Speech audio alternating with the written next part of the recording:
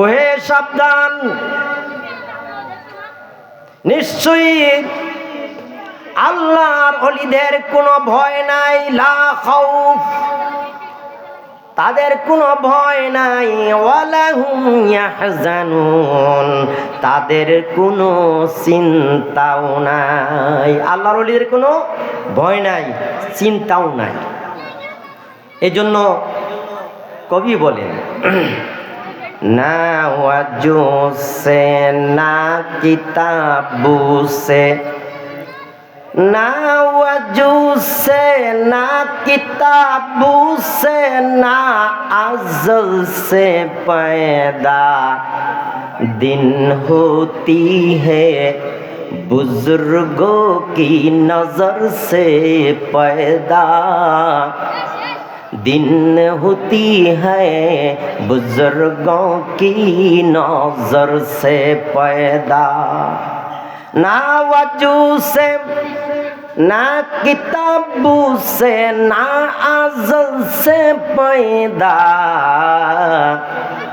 दिन होती है, बुजुर्गों की नजर से पैदा।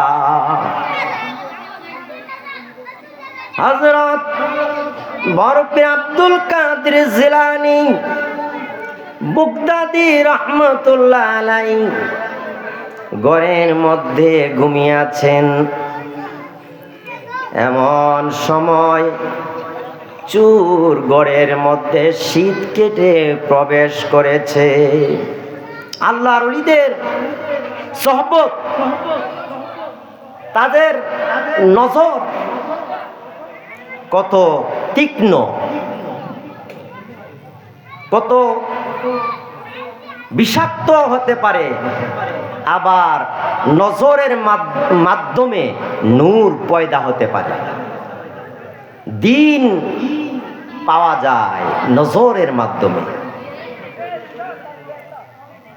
চোর প্রবেশ করেছে, ঘরের মালামাল,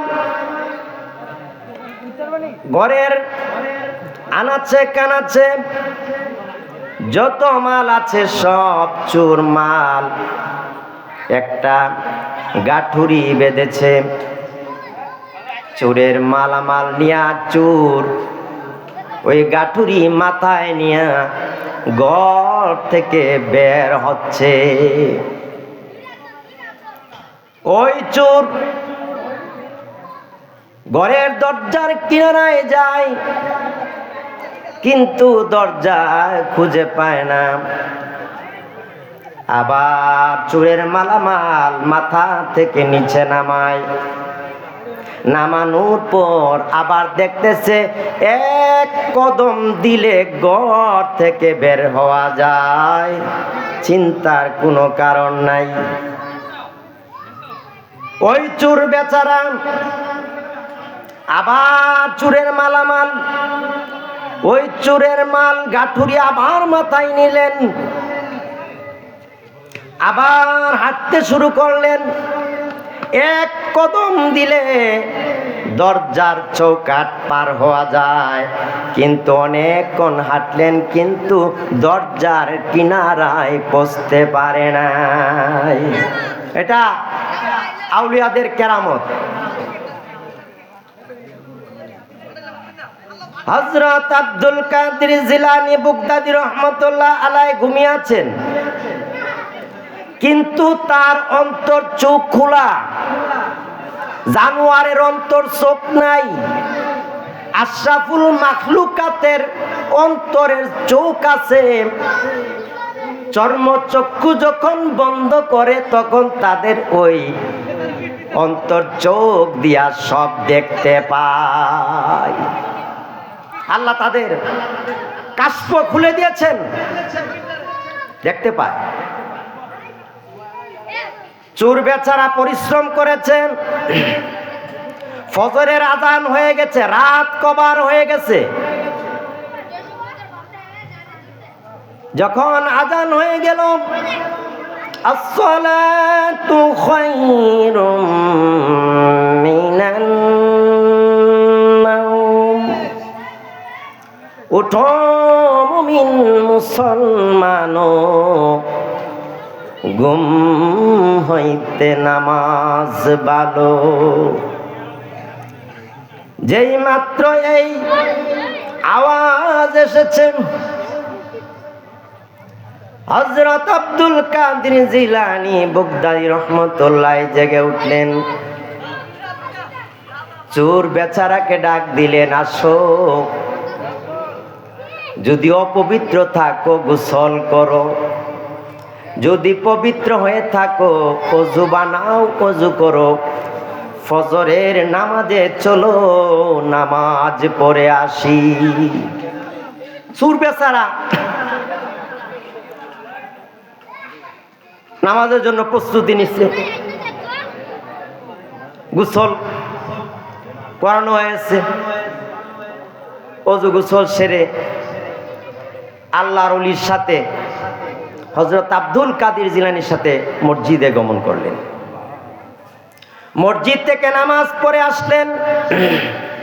আসার পর বললেন, গোলামকে ডাকলেন, আজকে আমার সাথে একজন মেহমান আছে।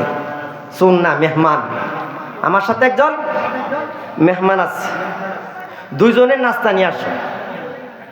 চোর বেচারা চিন্তা করতেছে, চোরেরে ধরলে মানুষ নাস্তা ফিডো দে, ফিডো না ফেডো, ফিডের মাঝে দে।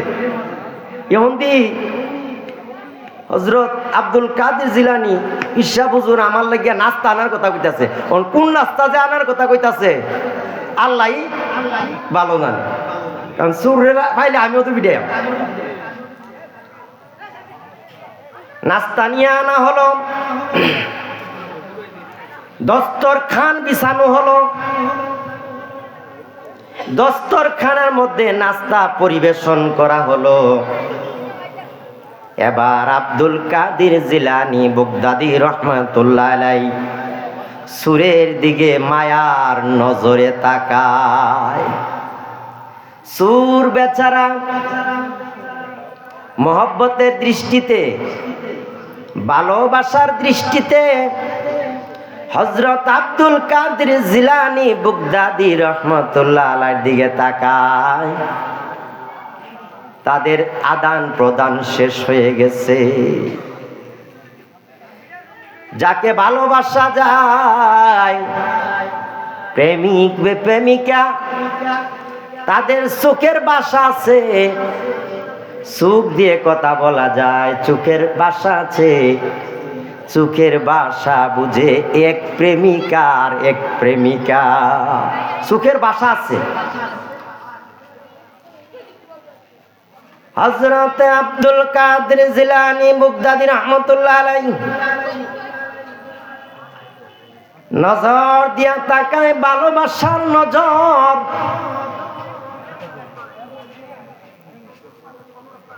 হযরত আব্দুল কাদের জিলানী বাগদাদী রহমাতুল্লাহ আলাইহি এইভাবে চাওয়ার বোতর দিয়া একজন আর একজনের দিকে তাকায়া থাকে। নাস্তা খাইতেছে, নাস্তার দিকে কোনো খেয়াল নাই। তাদের মহব্বতের নজরের মধ্যে ভালোবাসার আদান প্রদান হচ্ছে, ভালোবাসার আদান প্রদান হচ্ছে। হযরত আব্দুল কাদের জিলানী ডাক দিলেন, তোমার নাম কি? চোর বেচারা বলল, আমার নাম নাজিমউদ্দিন কুবরা, আমার নাম নাজিমউদ্দিন কুবরা। তুমি এখন আর চোর না, তোমার কাশফ জারি হয়ে গেছে, তোমার অন্তর চোখ খুলে গেছে, তুমি চোখ বন্ধ করো। চোখ বন্ধ করলেন। এবার আব্দুল কাদের জিলানী বললেন, আমি যতক্ষণ পর্যন্ত না বলবো ততক্ষণ পর্যন্ত চোখ খুলবে না, চোখ খোলা যাবে না।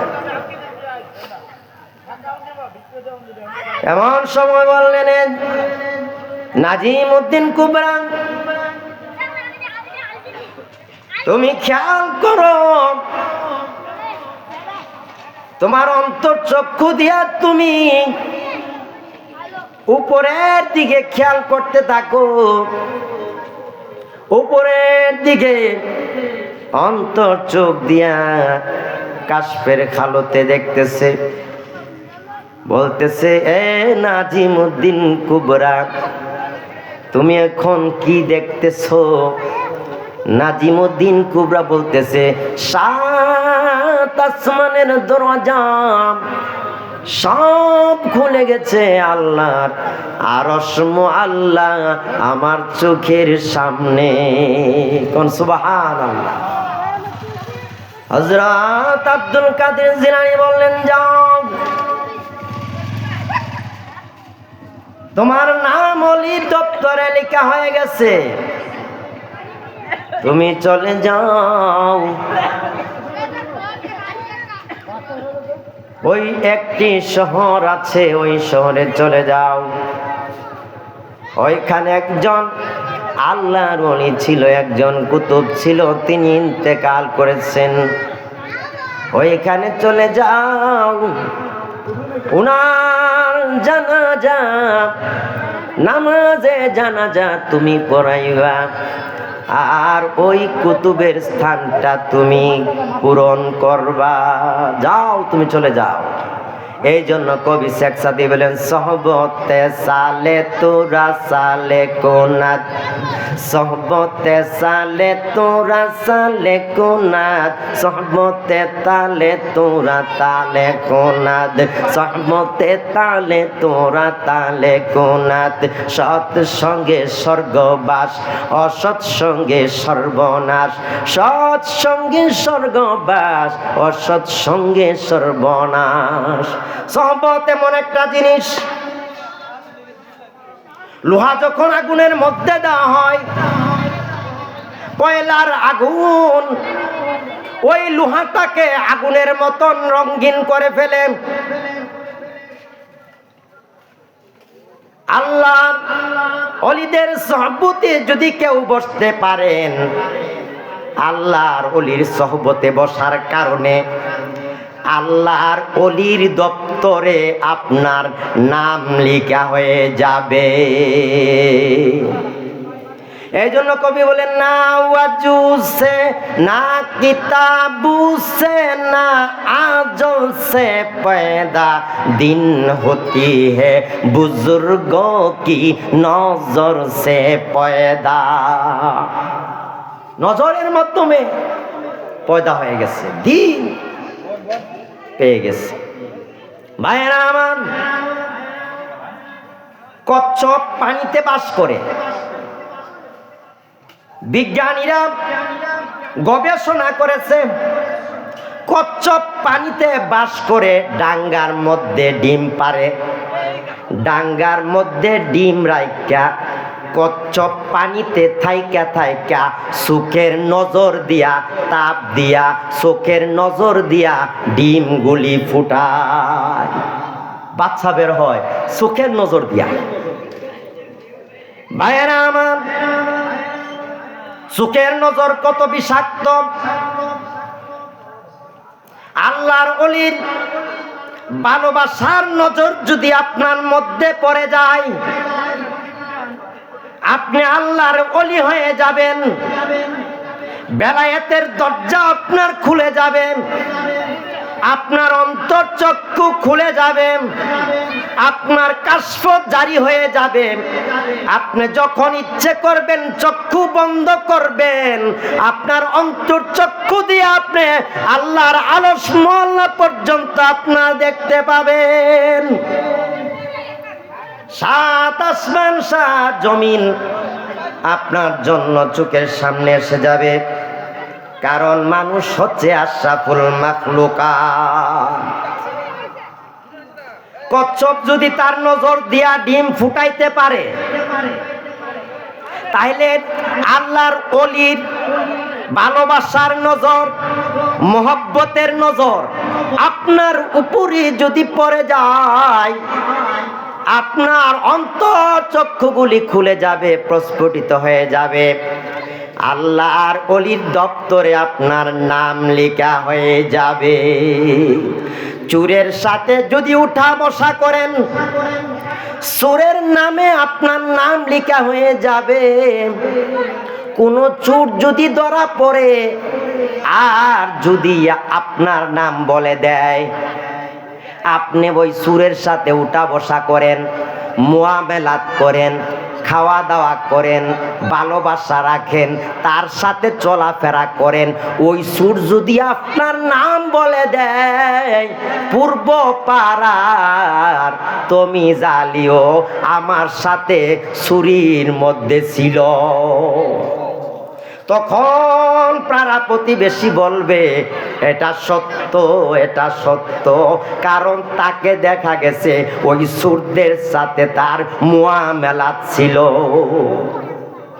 চোরের লগে চাললে চোর হওয়া যায়, আলেমের সোহবতে বসলে আলেম হওয়া যায়। আল্লাহর ওলিদের সোহবত যদি পেয়ে যান, আল্লাহর ওলি হওয়া যায়। এই জন্য কবি শেখ সাদি বলেছেন, গিলে খুশবুয়ে দরহামা মে রুজে, গিলে খুশবুয়ে দরহামা মে রুজে, রসিদে আজ মাহবুবে বদস্তম খুদু গুফতম কে মুশকে আবিরে, খুদু গুফতম কে মুশকে আবিরে, কি আজ বুয়ে দিলা বিজে তুমস্তম, বগুফতা মন গিলে না চিজে বুদাম, বগুফতা মন গিলে না চিজে বুদাম, ও লেকিন মুদ্দতে বাগুলে নিশাস্তম, জামালো হামনাশিনি দরমান আসর কাদ, অগার নামান হুমা হাকাম কে হাসতাম।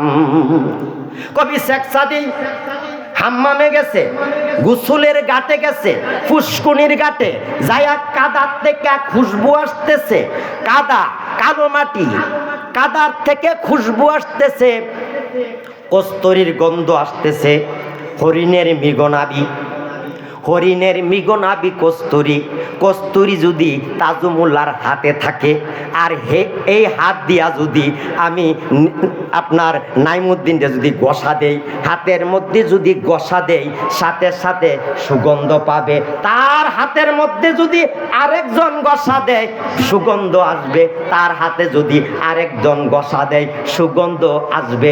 এটার নাম হচ্ছে কস্তুরী। সামান্য একটা কস্তুরী, 1 তুলা পরিমাণ, সরিষা পরিমাণ কস্তুরী যদি এই মাহফিলের মধ্যে একবার চক্কর দেওয়া হয়, এই মাহফিলের প্যান্ডেলটা সুঘ্রাণে মোহিত হয়ে যাবে। কবি শেখ সাদি বলতেছেন, মাটি তোমার থেকে এত গন্ধ আসতেছে, কোথায় এত গন্ধ পাইলি রে মাটি? বলে দে রে মাটি, এত সুগন্ধ কোথায় তুমি পাইছো? এবার মাটি জবাব দিতেছে, গিলে খুশবু দরহাম মে রুজে, রসিদে আজ দস্তে মাহবুবে বদস্তম, খুদু গুফতম কে মুশকে আবিরে, খুদু গুফতম কে মুশকে আবিরে, কে আজ বুয়ে দিলা বিজে তুমস্তম, বগুফতা মন গিলে না চিজে বুদাম, বগুফতা মন গিলে না চিজে বুদাম, ও লেকিন মুদ্দতে বাগু নিশাস্তাম। আমি একটা ভালো সুঘ্রাণ একটা ফুলের নিচে থাকতাম, ওই ফুলের মধ্যে শিশির বিন্দু পড়তো, ওই শিশির বিন্দুগুলি জড়িয়া জড়িয়া আমি কাদা মাটির উপর পড়েছে, সঙ্গীর গুণ পশিয়াছে মম মাঝে গো, নইলে কি কাদায় এত সুবাস পেতে। কার গুণ? সঙ্গীর গুণ। সঙ্গীর গুণ আমার মধ্যে পৌঁছেছে। কাদা মাটি হয়ে যদি সুগন্ধ অর্জন করতে পারে, এই মাটি যদি খুশবু ধারণ করতে পারে, ভালো ফুলের সংস্রবে থাকে, আপনি আমি ভালো মানুষের সংস্রবে যদি থাকতে পারি, আপনি আমিও ভালো মানুষ হয়ে যাব, কোনো সন্দেহ শোভা নাই। কোন সুবহানাল্লাহ।